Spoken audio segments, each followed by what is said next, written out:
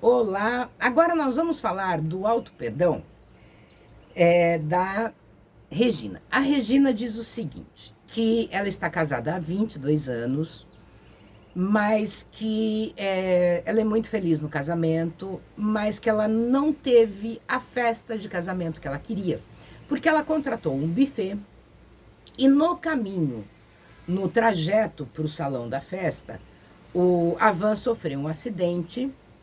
Realmente a van capotou. Conclusão, estragou o bolo, estragou os doces, os salgados, né? Virou aquela miscelânea e não tinha como entregar. E também não tinha como fazer outro. Então ela estava na igreja ainda, quando um familiar recebeu a informação do capotamento com os alimentos da festa de casamento. Esse familiar passou para outro familiar, que passou para outro familiar, que começa a levantar aquele problema, até que um familiar falou assim, não, pode esperar, deixa comigo, entendeu?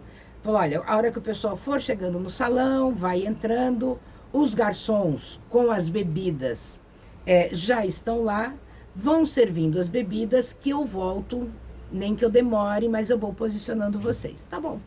E foi atrás. Então, o que ele fez? Foi dali, pensou, enquanto ele guiava para algum lugar, e ele entrou numa grande doceria, e era um casamento, gente, para 80 a 100 pessoas, tá?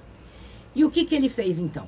Ele comprou o estoque dessa padaria de salgados, tudo. E comprou 2 bolos de aniversário que tinha lá. Ele pôs um em cima do outro para ficar aquele bolo como se fosse um bolo de casamento e pediu só para a confeiteira passar ali, né, uma espátula para tirar o escrito Feliz Aniversário, tá? E foi assim que ele fez. Como iria faltar ainda, pelo que ele tinha conseguido, ele foi numa outra doceria, uma panificadora, alguma coisa assim, fez a mesma coisa. Comprou todo o estoque de salgados e de doces e mais um bolo. Tá? Que o bolo era mais largo e que ele ainda pôs embaixo daquele. Quando ele chega no salão, ele entra por trás, obviamente, tá? A noiva nem sabia disso, nem o noivo, nem os pais dos noivos. A única coisa que eles sabiam é que o buffet estava atrasado para chegar, mas estava a caminho. Mal sabiam eles que era um tio, acho que um tio e um primo que estavam ali fazendo essa correria para dar tudo certo. E realmente deu, tá? Então chegaram na cozinha, colocaram, o pessoal da cozinha deu uma arrumada, colocou em forminha, colocou em bandeja, começou, né, a servir os salgados, e a noiva não se atentou, que não era exatamente o que ela havia comprado e tal. Ela só foi se atentar no momento do bolo, na foto do bolo, porque ela falou, esse não é o bolo que eu encomendei. Opa, tivemos um pequeno incidente aqui, mas voltando. Então a Regina diz, gente, esse daqui não é o bolo que eu encomendei, até porque ele tinha ali o casalzinho escolhido, que representava a mim e o meu marido. Ah, isso trocou e tal.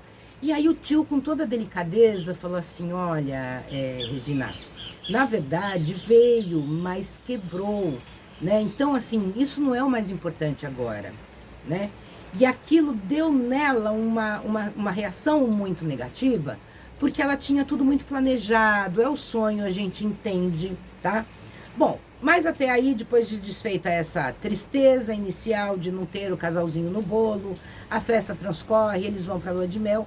Quando ela volta da lua de mel é que ela fica sabendo o que tinha acontecido. E aquilo traz nela uma raiva absurda com a empresa, tá? E aí a irmã dela diz, olha, fica tranquila, eu já conversei com a empresa, eles já ressarciram parte do dinheiro. Ela falou, como parte? Tem que ressarcir tudo. Eu não recebi nada, né?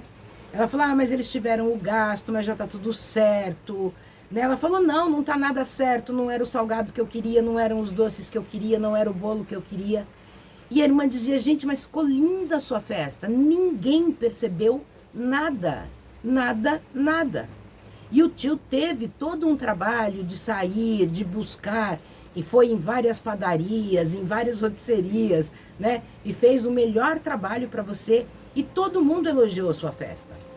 Bom, 22 anos depois, ela não conseguia perdoar aquela empresa que capotou e que não entregou o que ela havia encomendado, porque no sentimento dela guardado, não era aquilo que ela havia decidido para o casamento dela.